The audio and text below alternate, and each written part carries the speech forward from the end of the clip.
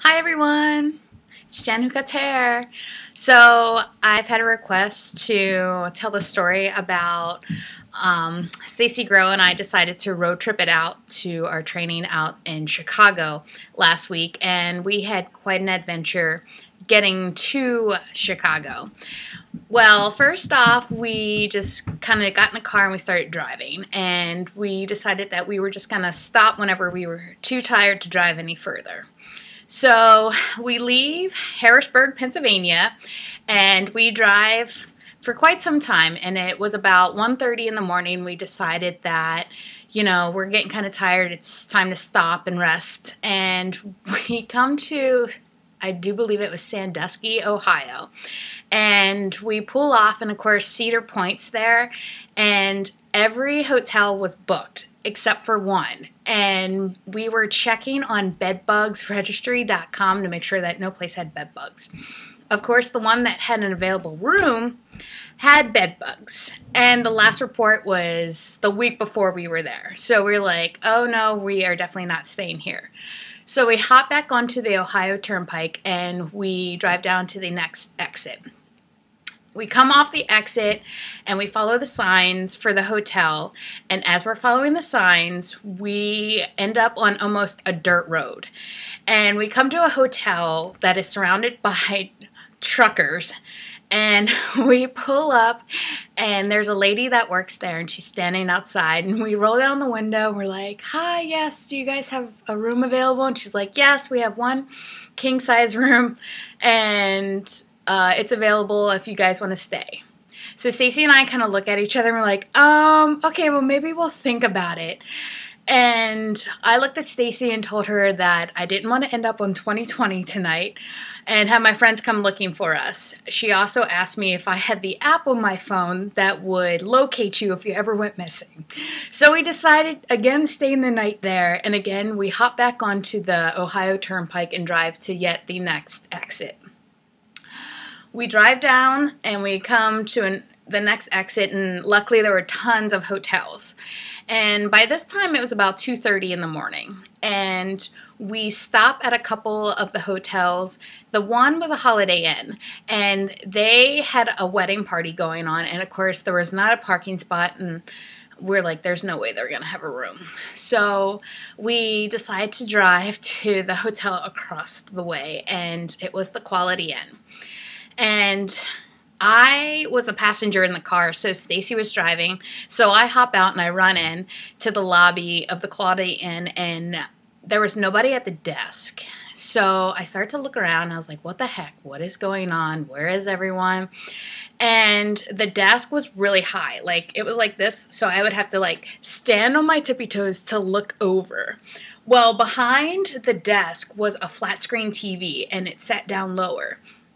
So I see the reflection of somebody like hunched over the desk. And this lady was sleeping. And of course she wakes up and she's like, ah! She's all startled and everything. And this lady, let me tell you, she looked like Mimi from Drew Carey, and without the makeup. And she had these ugly, hideous 70s glasses that orbited around her face. Like, they didn't even sit on her face. They seriously just went around, and I don't think they had been cleaned since the day she got these back in the 70s. So, anywho, I'm like, we're desperate for a room at this point. And I'm like, yes, by chance, do you guys have a room available? And she said, yes, we have one room. It's a king-size bed. And I was like, awesome, we'll take it. I'm gonna go get my friend and we'll be right back in. So I'm so grateful that they have a room, and I run out and I get Stacy and I'm like, oh my gosh, Stacy, guess what? They have a room, but let me warn you, wait till you see this lady's glasses. So Stacy comes in with me and we're standing there and we're holding our breath because this lady's glasses were just ridiculous. And meanwhile, her computers aren't working, the internet was down. And we're standing in the lobby, and I turn, and there's a flat screen TV behind us, and she's watching a show about antique birthing control contraptions.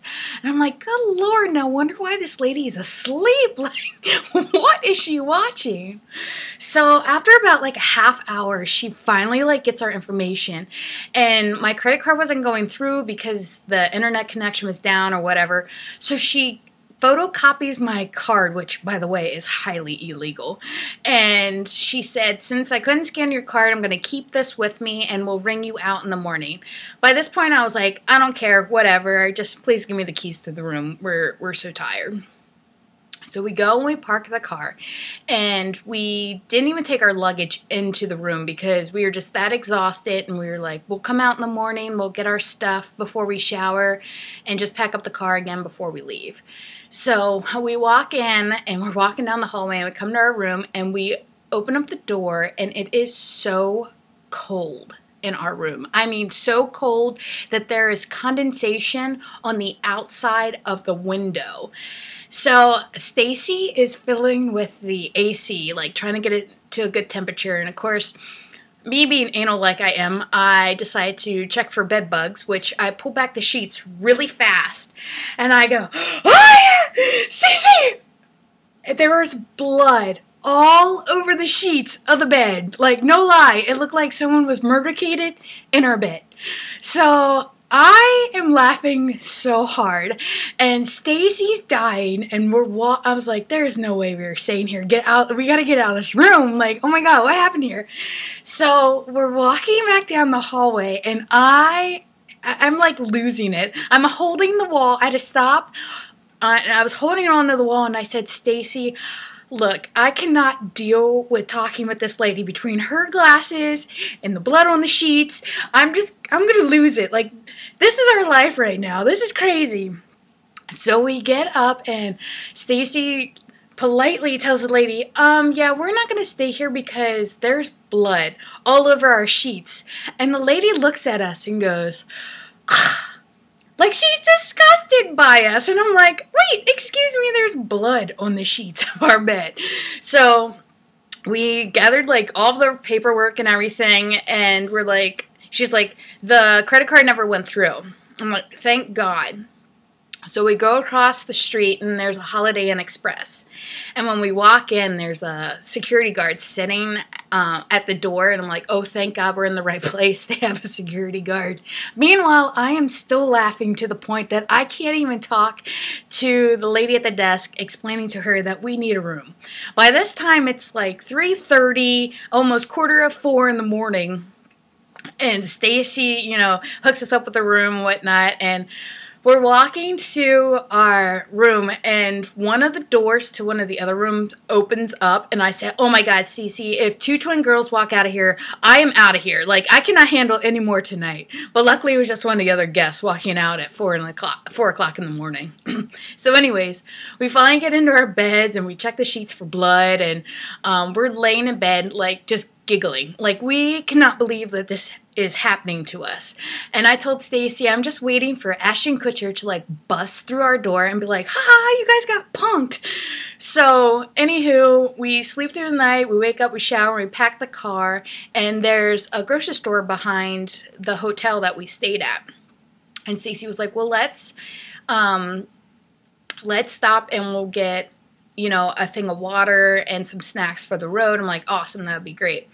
So I got the hunch to check my bank account, and I pull it up on my phone, and the Quality Inn charged my card 8 times for the room that we never slept in. So, of course, I have to break the news to Stacy that we had returned to the scene of the crime. And she's like, what? What's going on? And I was like, yeah, they charged my account 8 times for this room. So we go back, and the poor guy working the desk, meanwhile, our friend Nancy's not working anymore. She had went home for the day, I guess. And we're explaining to the guy at the desk, like, what happened and everything. Of course, he's like, oh my gosh, da da da.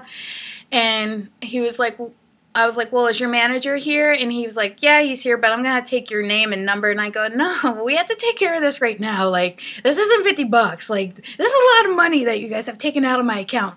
And a place we didn't even stay, so this needs to be taken care of right now. So the manager comes down and he is useless. He just stands there the whole time where this poor guy like accommodates us and tries to figure everything out. And of course, it's a Sunday. None of the banks are open, so I can't call to cancel anything. But long story short, before I walked into training on Monday, I ended up having to call my bank to deal with all this stuff, and everything got taken care of. But when we got into Chicago and we were telling this story to Tamara and Leandra one night, I decided that this was my aha moment for Eufora. Before we came out to training, Leandro had asked us to prepare an aha moment. Well, little did I know that we were going to, have our own aha moment on our way out there, because we could have gotten in the car and turned around at any time. And I find it really hilarious that between one of the two, they decided that our room was probably so cold because there was probably a dead body stashed under that room at the Quality Inn. So that was our story. And actually, coming back home, we drove through the night. Like, we didn't even stop. We didn't even want to take a risk at what our adventures held for us on the way out there. So, but I hope you guys enjoyed this story, and I miss you guys so much. I can't wait to see everyone at Global. Bye!